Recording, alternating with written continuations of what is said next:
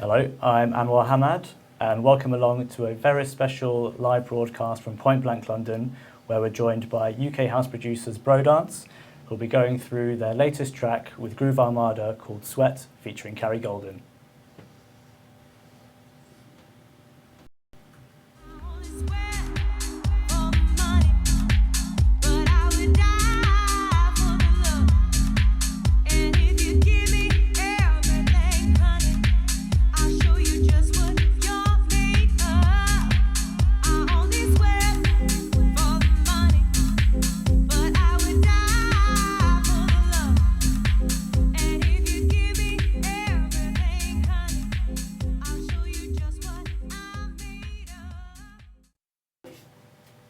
So, welcome along, guys. Thanks for coming down. Thanks for having us. New track sounds amazing. Can you tell us a bit more about it and how you came about collaborating with Groove Armada? Yeah, the way it all started was very nice, quite organic. We met at their last party at Village Underground. They did a mix mic where I was with you in the crowd for a while. Yeah. And a friend of ours, Severino, was playing after, and got backstage chatting to the guys. And said thanks a lot because they played our last track, Activate, also featuring Carrie Golden on BBC Radio 6. So just said thanks, amazing, whatever. And they were really, really nice. Said let's stay in touch and maybe I'll put them in touch with Carrie. In the end though, after some exchanges, it turned out let's do some kind of collaboration, three of us. Yeah, awesome. Yeah, with Carrie, she was obviously like really up for it. She knew exactly who they were. Yeah, she knew who they were. Cool. And then we just sent over like a sort of idea, and it was quite serendipitous really because she said it's like perfect for this hook she's been sat on for like quite a long time now, which obviously Sweat. And yeah, sent it back that same or the next morning, wasn't it? Yeah, we had it the morning after. Yeah. And then we started going about working on it. So yeah, it was really cool how it all happened. Very nice and organic and easy, I guess. Yeah. Cool. Sounds great. Well, Very lucky. let's get into it then. Okay. That's it. You want to... Hold on. Well, we're going to talk about the kick and the bass line and balancing the two in the mix. Well, basically, our sort of kick comprises of three different parts.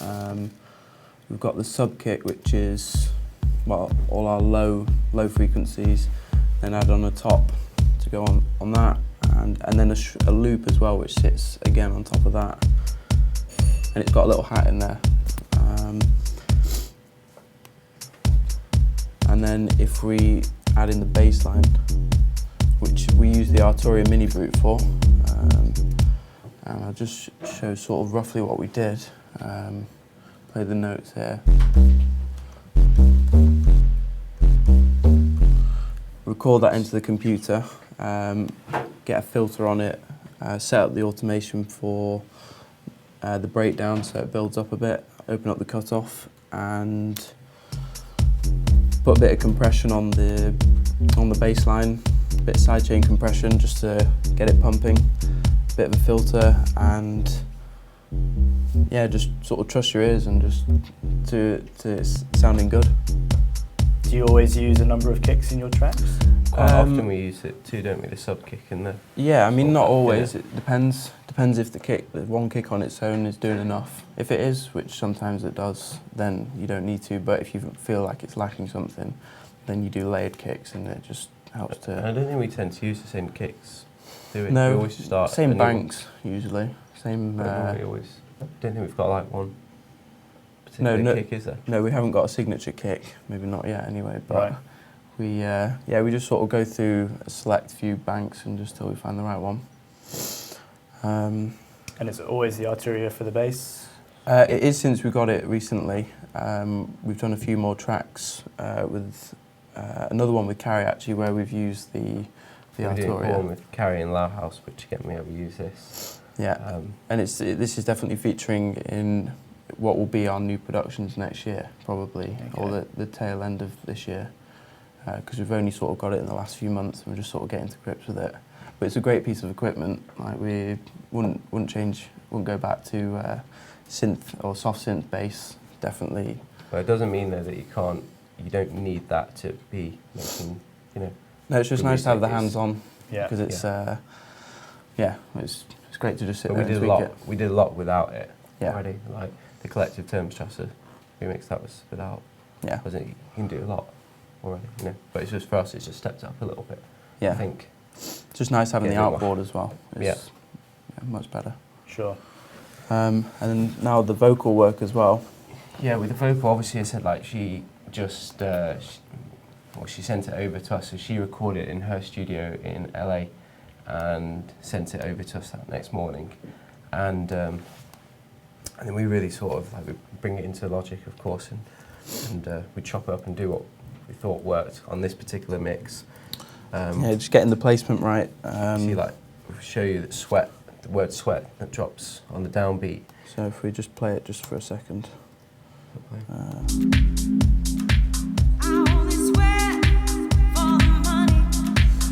And of course you can hear, if we take off all like the effects, and then we'll show you what it sounds like, it's a bit different. Carry on, kind of what's happening. Yeah, it's like some makeup. So you've got a lot of vocal processing going on there. Yeah, not- I mean a little, just to like give it a little bit of that, I guess. But we tried to keep it as Yeah. clean as possible because Carrie is such a great voice that we don't really want to do too much to it. Yeah, one thing we're not, I've like seen quite recently a lot of is like pitching down vocals, even some pitching down like really good vocalists. Yeah. Yeah, Carrie and seems to waste means We great do. vocal, not Yeah. vocalist. so but if we just take off the stuff, yeah, so dry. We've got awesome. the reverb as well. So that's her quite flat in the studio. Add a bit of reverb on, just a little bit of room, and that's a Space Designer. We use the Space Designer quite a lot for. Yeah, it's great. There's just so much in there, and you can do a lot with it. Comes with Logic and a bit of EQ, We just take out sort of the- low cut, Boost a little 86. bit at the high end as well. Bit of compression just to give it a little boost and just to sort of squash it together a bit, and then some delay, just the delay designer, just a quarter note alternating pan, and then all together sounds something like this. Yeah, it makes it, I don't know, it's like caramelly. Nice. It works really well, I think. So is most of the stuff you use built in within Logic, or do you use a lot of third-party stuff Quite as a lot, well? but one. Yeah, we can show you. a lot of the tools like the delay and the reverb, we use a lot. Well, we use the Logic stuff, and also for sampling, we used to use Machine, but now we use the EXS24 and just a MIDI keyboard. Like the Machine can be like we did like it, but we found that there was a lot to fiddle with, and it wasn't. We like it quite simple, just so that you can just literally just find a kick drum rather than tweak so many settings. Yeah, like and go straight away opposed to having to mess around for ages. Yeah, and if you've got an idea, too many you just wanna options as well. Get down and do something, you know. But maybe show like with the Omnisphere what we were doing, because this was. That seems to have disappeared. Perhaps not. Have I got? Little technical error. Hold on. Right, we have to just talk about something else for a second. So whilst we get it back up, Sorry, I'm just going to delete it again. do you want to talk us through a bit about the kind of mix down process? Do you mix as you go, or do you kind of get your ideas down and then leave it to the end? I think a little bit of mixing while we go is important, just to sort of get sounds Make sure you're on track, I guess. Yeah, mixing down at the end can often like alter the sound by the end of the mix, and it doesn't sound anything like you kind of wanted it to. You'll move away from it too much. So mix as you go a bit, but I think all these things are like subjective. I mean, like with making music, there is no, I don't think, right or wrong way to do it. I mean, that works for us. yeah. But to be honest, we don't go too heavy on the mix down. It's kind of, it's not overly mixed. We don't spend too more time on the production than on the mix down, because we find you can often sort of almost ruin a track if you overmix it. You can push it too hard, and it doesn't sound like natural enough. But if I have a look on the mix down, I've got a thing here. When we do make music, we do mix into a compressor and a limiter, because it does give some indication of how it will sound kind of when it's finished. But important thing to do is to always keep checking, Yeah, we put it on referencing and back off. to with and without, otherwise you can get quite lost, and by the end of it, it sounds really different. Also, the settings aren't to be too heavy, because when the guys master the tracks, they don't push it that hard. They don't heavily compress it. It's always just light little touches, just to kind of shape it a little bit. So yeah, with the mixing, I mean, we've obviously got quite a bit here on our kind of a lot of our tracks here, but it's not overly complicated. It's quite simple stuff, just some EQ and a bit of space, and just, you know, give it some width as well with a bit of tremolo and things, and get things moving around, make it interesting. Should we maybe show the Omnisphere if you want or not? Yeah. Also, another one that we use quite a lot is a Omnisphere. Quite a powerful. I think it's 100 gigabyte on your hard drive. So, I've got my external hard drive here this afternoon because it's. I can't. It slows down the computer too much. But yeah, extremely versatile. 8 outputs. We've got a chord memorizer which you can build within Logic. So basically, you can press one note to make a chord, and you link that up with Omnisphere, and you can create like a simple chord, and it's kind of like a bit of a cheat thing. It makes it a lot easier to write good music, and you don't really have to be musically trained, because neither of us are. Honestly, neither of us are. We kind of just sort of hit the keyboard a bit. By ear. Kind of, yeah. And exactly. if it sounds good, you know what sounds good. I mean, yeah, you can get but there. we can't write symphonies. That's not our. More about house music. Yeah, that's why I suppose we like so on to work with the Groove Armada as well. Yeah, because they are really are. musical. Right. I know Andy plays like the trumpet. Just like everything, right? Yeah. Just all the stuff on the That's stage. great. So yeah, I mean the track basically, it's quite simple. Consists of mainly drums, layered like layered snare drum here, which is. Do you guys work a lot from audio, sample based? Yeah, we use a few loops every so often. If you want to hear, we've got. It's like a small perk loop, but it's very filtered out, so it kind of doesn't really. But it does add just a little bit, just to give it some, and then altogether you can just hear little bits through it. But sometimes we'll start with loops and then work backwards. So to remove the loops out, we'll replace them almost ourselves. It's just kind of something to get moving, maybe like a drum loop to get moving. Yeah, we'll start with that sort of obviously that loop section and just keep working there until we finally got something we're happy with, I guess. Yeah. And then begin to. Yeah, we'll start with like an 8-bar loop. Yeah. I mean, it's quite a standard, I think, way of working for this kind of music. As well, yeah, just start with 8-bar loop, full groove. And when you're ready, just push it out and start arranging it, get some automation in, and then maybe we'll replace some things at that point, and then add in the final stuff, I guess. Like some effects. Something on here that we added at the very last minute, didn't we? Where was it? Yeah, it's this. Do you remember when because we actually sent it off and we got it mastered without this. Right. Didn't we? So came in and This is kind of this kind of like sort of strings sort of sound, but it just helps on the build up. It's quite subtle, and then we've got all our effects added in there, some sort of wind effects and reverse and sort of hits and things, and all kind of comes together to make. Well, yeah, we don't. It's nothing too. No, I don't think so. Like not too busy, I think. Maybe try and keep it quite simple. Yeah. The effects, are they a bank of sounds that you've built up over time, or how do you go about making use them? a lot of sample-based effects, like different sample packs from different producers. Maybe open up like the ESX24 and like we could show something on the effects. Yeah, I mean, the effects that we've used in this one are just audio files that we've dragged in from sample packs.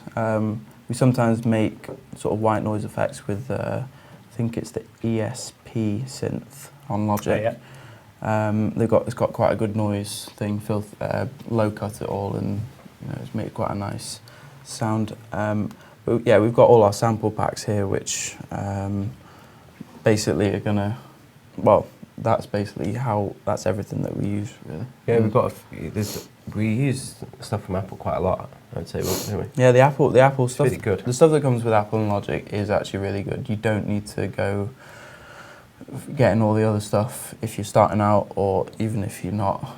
I mean, a lot of great music's made on just what comes with. I think, yeah. It's what you do with it, I think. Isn't Yeah. it?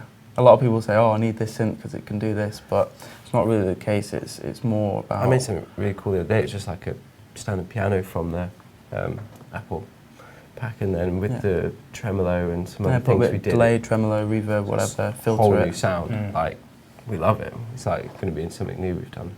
Yeah, it's just where you go with it and just keep trying different things. Like we just keep trying.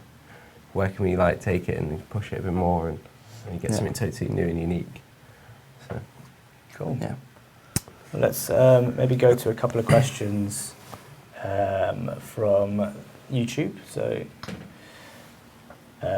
one question is, how do you guys work together in the studio? Is one of you kind of more musically inclined, or mixing, or do you swap it around? What's the kind of process? I've had a few different things recently. I mean, generally the way you tend to start putting something down initially.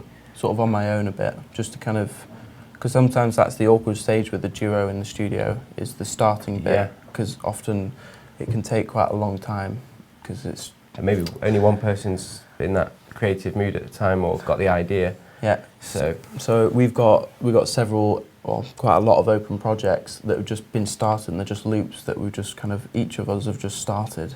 And then we kind of show it to each other and say, do you like this? Shall we take it on further? At the moment we've got about 15 of them that we're happy with to like do something with. Yeah, we're going to spend quite a few the next week just in the studio. And then maybe I'll take it, or maybe we'll actually sit together and then change some stuff around. I think your skills more lie in the arrangement. I think you've got a bit of a better ear for the arrangement, and I think mine's more on the sort of technical, like building up the sounds and the layers with the tracks and sort of the mixing as well. But for you, I think the arrangement's a strong suit. I'll often just sit back with that one. And then sometimes when we do stuff like, you think you've done something really great. I mean, like I've done a few times, stayed up for like several hours until it's getting light. Yeah. I'm like proper happy with it. Wake up like after 3 hours, sleep, I'm so excited. It's like, check this out. It's just like, no. Start again. And it happens the other way around, and it's like, maybe it's not good for a few minutes, but that's how that's a good thing about being a duo, is that we can, you know, you got that other person to maybe sound stuff off and say what you think, and they go, no, and that makes it a bit more critical. And suggest that to anyone. Yeah, but if you're not in a duo. Yeah, I was just going to say, even if you're producing on your own, have someone. Find like a group of sort of 5 or so people. The more experience, the better. Obviously, if they're like established artists, that's even better. If you're lucky enough to sort of know any or have good contacts with, and just if they'll listen to your music, just send it to them and get some feedback. Get it out there. Don't be afraid to like send it out. I know it's a bit daunting. For new producers, I remember when we started, it was always a bit like, oh, I don't want anyone to hear it. I don't, you know, a bit shy. I'm scared. What if they, you know, hate it and like, you know, send it back. No one's going to be that. But you know, sometimes most people are nice and they will just say, oh yeah, it's not quite right. And if you've got this group of people, this 5 sort of people, call it like the mastermind group, to sort of bounce ideas with, and you know, the more willing to do it, like if they're more willing to do it. We had a few people like send loads of stuff to you, particularly. Yeah, in the beginning, Deep Child. Yeah, Deep Child, the producer in Berlin, he was really helpful to us in the beginning.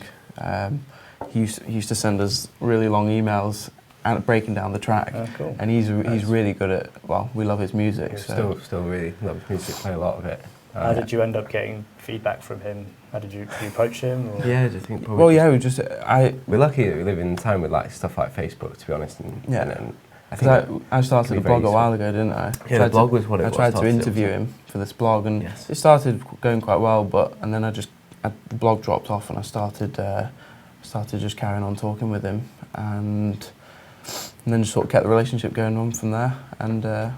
And also, like, we send a few things to Lau House as well, who helps us with a few bits. And it's good, and we all share ideas and share feedback on each other's stuff, and it's important to have that, otherwise you just don't know if you're going in the right direction. So that's why it's important to have the top guys, because they know, because they're the ones who are doing it really. Yeah, so I mean, like going back to like, us, we're obviously doing that, like giving each other sort of, or we can make sure it's going a certain way. You don't go maybe too far down like a rabbit hole thinking you're on a really good or winner or something, and it's just, because when you're kind of in the sound, when you're making something for like several hours, maybe things all start to sound good and you're getting lost in it, you know? Yeah, and sometimes you got to like take a step back, maybe even just... maybe not touch it for a few days or something, and then go back and go, no, or yeah, it's great, let's like roll with it. It's very important. Yeah, I think I'm going to start like maybe putting out some of what we do, like just some ideas and workflow stuff that we do. Yeah, we could maybe like give a few things that we do. And the other thing we try and maybe keep it to like not spending too long on the tracks. Yeah. Like if we can, 2-3 sessions tops on a track, and they're generally like 2-3 hours long. Yeah. Maybe a bit more if we like. You want to spend about maybe 4 to 10 hours. Depends. I mean, our Swindling remix that took 2.5 hours, and that's one of our biggest tracks so far. How long did it take you guys to make this one? To do Sweat was... A little bit longer this, all the going back and forth, the vocals. Yeah, because exchanging it with Groove Armada, it takes quite a while. There's like a little time. And obviously they're busy guys, and you know, we just moved house and stuff, so we were busy as well. So this one did take a bit longer than we expected.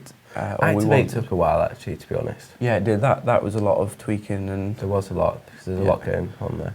Yeah. But yeah, we try and like say still though all the same, like a good few sessions. Yeah, and just keep turning it off and turning it back on. You get bored. You know, if you hear like, I mean, we heard that like a lot of times, and when you hear something like too often, you want to move on to something new. Yeah, sure. So I think that's important, isn't it? Yeah, definitely. Okay, cool. Well, thanks for that, guys. It was really interesting. Pleasure. So this one, Sweat with Groove Armada and Carrie Golden, that's out today. Yeah, it came out today, exclusive on Beatport. Yeah, and on vinyl, of course, it's out in the shops around. Should be today, just 2-tracker. Of course, the version you got here, and the club version, which everyone's probably hearing in the clubs at the moment. Yeah. We've got the club and this kind of like more easy listening kind of home, this deep version. Which is this one.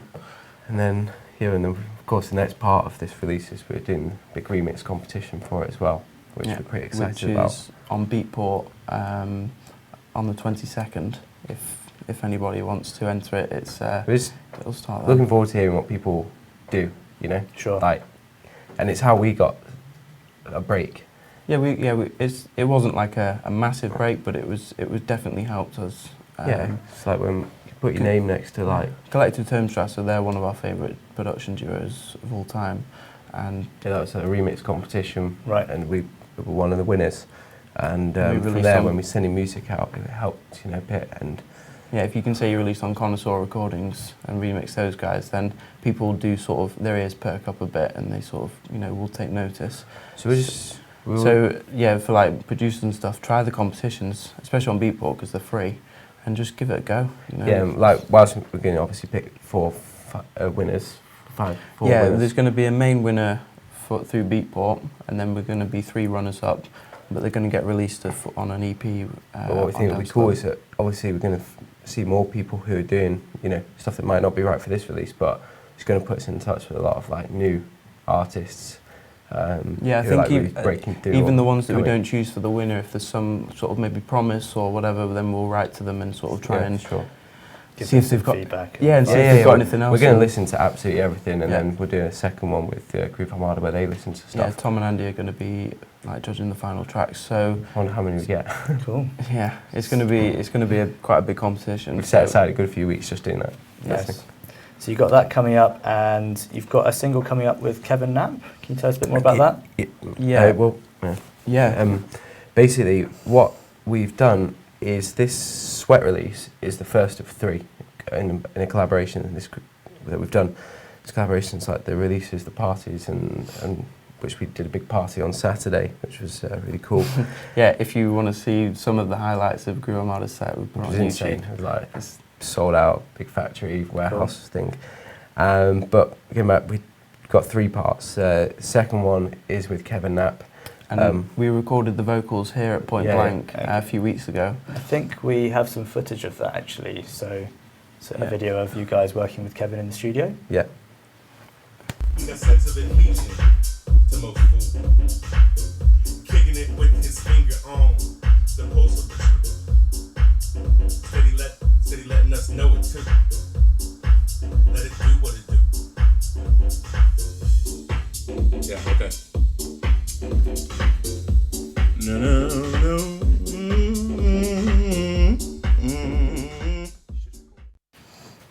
Okay. Yeah, so that took place a few weeks ago, and That's really that was cool. really good fun. And Yeah, thanks. thanks for letting coming us to- come and. We're looking forward to that one. We've got a really cool hook. Yeah, well, you'll have heard just a little bit in it there, but it's somewhat going to change the beat or the music that you heard in that one. Which gets something down. It's a bit of a reference for Kevin to sort of work with because it was quite stripped back, but it's going to go much further than that, and it's going to be quite special. And then there's a third one as well, Yeah. which will complete this sort of triptych series, if you Yeah, like. probably in the middle of next year, or sort of. Yeah, we've Maybe got come- this one. The second one, Kevin Knapp one, drops in February. So I guess the next one would be just before the summer. Yeah, just starting into the summer, and they're all coming out on vinyl. Or dance. The next one will have some remixes on it, and we're going to be holding parties alongside each one. Sort cool. of, yeah, we're not sure where yet, but they're going to happen. Cool. And hopefully there'll be something like Saturday night, which was, as a few people have said, one of the best parties in London they've ever been Yeah, to. we had 3 people come and said that to us, which was pretty cool. Awesome. One guy was meant to go. He came for an hour.